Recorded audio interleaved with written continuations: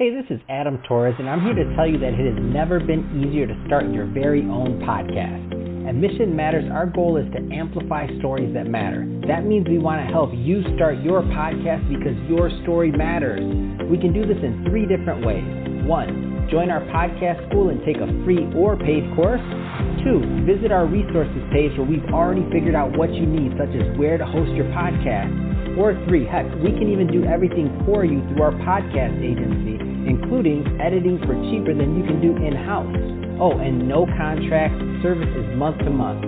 Get started by heading over to missionmatters.com and click on Start a Podcast. All right, now let's get into the show. Hey, I'd like to welcome you to another episode of the Mission Matters Startup Garage Podcast, your source for all things startup. My name is Adam Torres. You can follow me on Instagram at AskAdamTorres. Keep up with my book releases, book tour schedule, signings, all that other good stuff. Always love to connect with you there. And as always, if you'd like to apply to become a co-author of one of my upcoming books, just head on over to the website, missionmatters.com, and click on Become an Author to apply. All right, so today I have Monica Williams on the line, and she's a co-founder over at RedDrop. Monica, welcome to the show. Hey, thanks, Adam. How are you? Oh, man, I'm fantastic, and I'm excited to have you on here. So today we're going to get into your company, RedDrop, and also, how you're helping your clients. But before we do that, I'd like to go a little bit further in your background. So how did you get started really on this path of business and as an entrepreneur? It's kind of in my blood. So this is my 3rd company. So it's definitely not my first.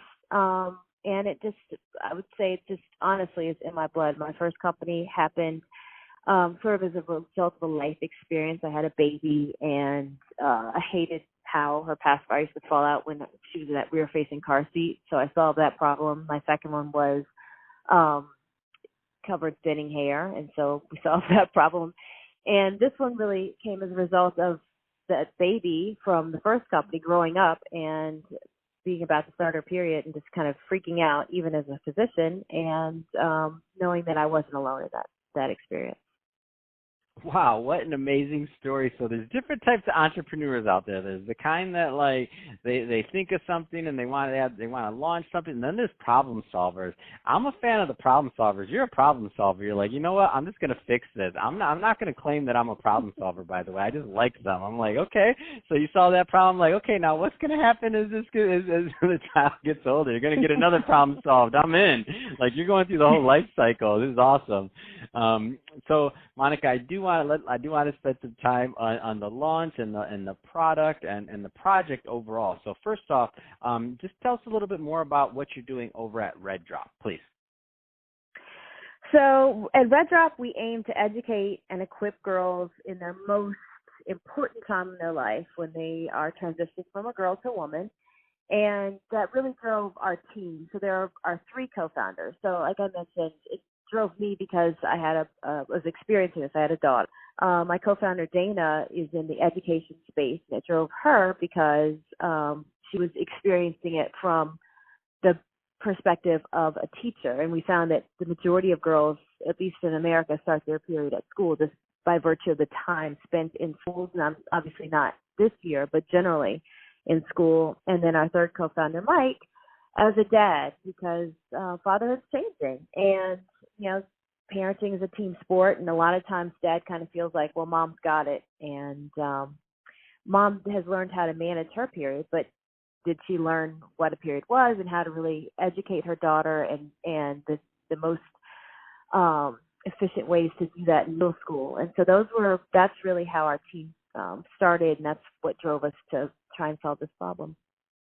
Yeah, that's awesome. I love this. I mean, it's a great concept, great idea, and I love that, it's where your heart's at. Like, you're trying to solve that problem and you're getting it done. So what kind of response have you heard from this? I'm just curious kind of on the feedback from you and the founders. I'm sure you've been at this. It's not easy, by the way. First off, congrats on getting to the point of product launch, because that's never easy. So that's a whole story in itself. But what kind of feedback have you gotten on this so far? So we get a tremendous amount of feedback, and it's interesting because women have had periods since the beginning of time. I would say that it isn't necessarily obvious that a product like ours is a novel concept. It's obviously there's 30 feet of menstrual hygiene products at every Target and Walmart. But what we've learned and the response we've gotten from our audience is that it is true that the big brands don't really address girls. And that's the majority of American girls start their period at 12, which is 6th or 7th grade, and they're smaller. So having a product like ours that really, from a physical perspective, addresses their needs better. And then from an emotional perspective, historically, especially at schools, they kind of, they give you a pad. And yes, that physically is what you need, but some girls don't know what they're going through. And only 26 states in the United States mandate health ed. So if somehow they slip through the cracks, these children don't necessarily know what's happening and they think there's something seriously wrong. And so I think the other side, the side that I'm really jazzed about working on, is the education side. And when I say education, I think kind of like quotes outside my head, because it's not a curriculum. It really is just an engagement. And so the response from that has been tremendous.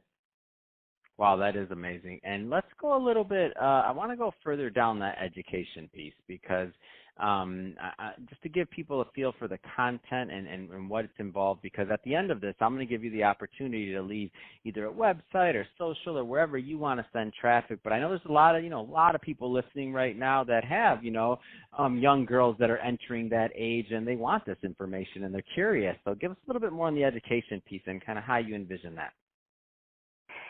So I want to take us back and just kind of do a little myth busting about how most people think, oh, I've got this. And again, if it's in 2020, only 26 states mandate health education.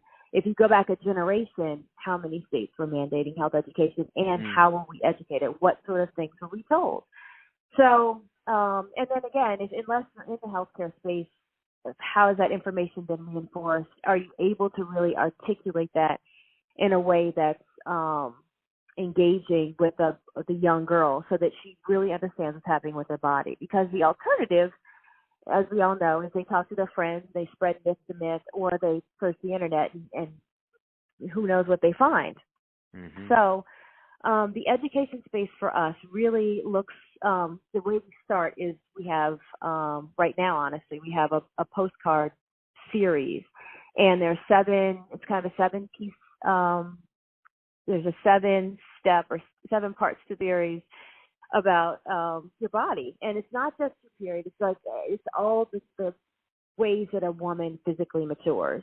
And our goal with that is to not only demystify periods, but really just to normalize periods. And one of the things that we think, and you could tell me out if this is true, I think if a guy had a period, it would just be, you'd probably stick the tampon behind your ear and be like, okay, I'm out, I gotta go change the tampon.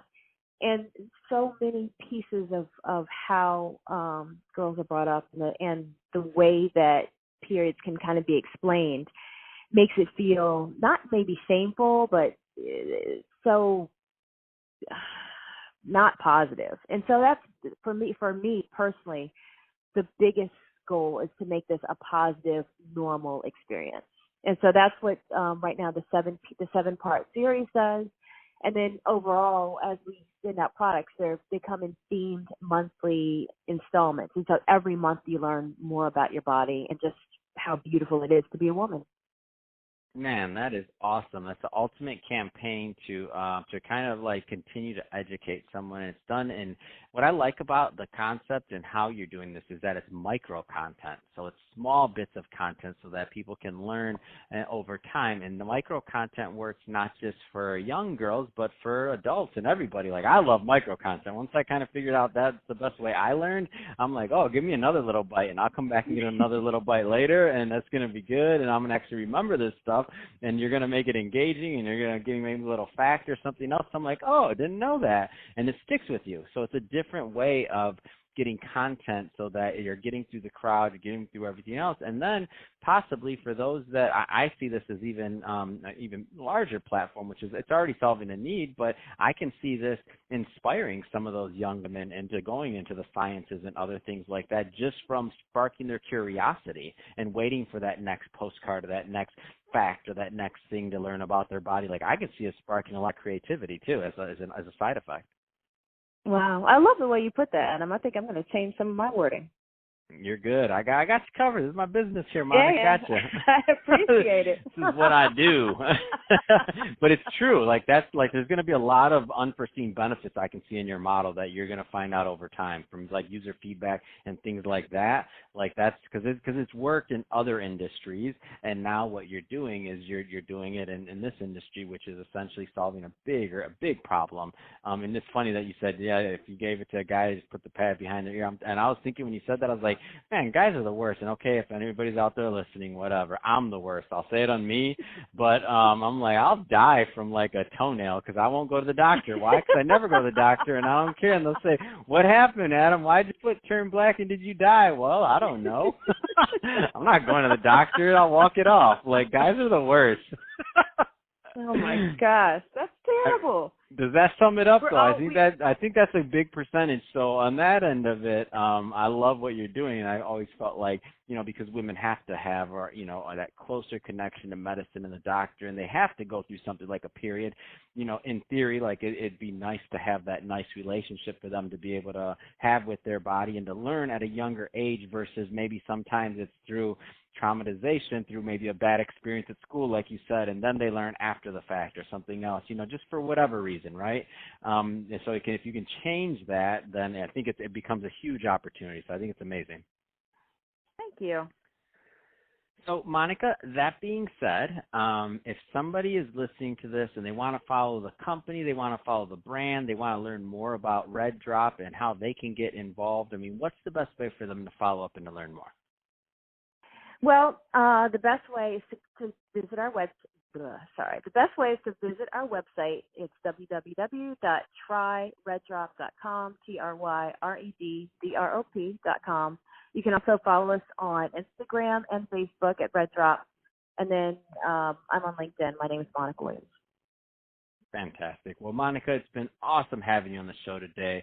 And great. Yeah, I love the cause. I love what you're doing, and I think you're going to help a lot of young women out there and parents. So we didn't even talk about the parent side, but there's a lot of parents out there that need that education too. And like you said, maybe they need a little bit of a boost there. And the micro content, all the things you're doing, and I think it's just you're creating some really good win-win situations. So again, thank you for coming on the show. It's been a pleasure. And to the audience, as always, thank you for tuning in.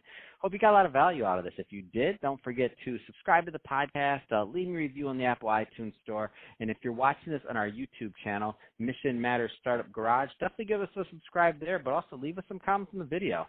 Love to know what kind of projects and things that you're working on. And Monica, thanks again for coming on the show. Thanks, Adam.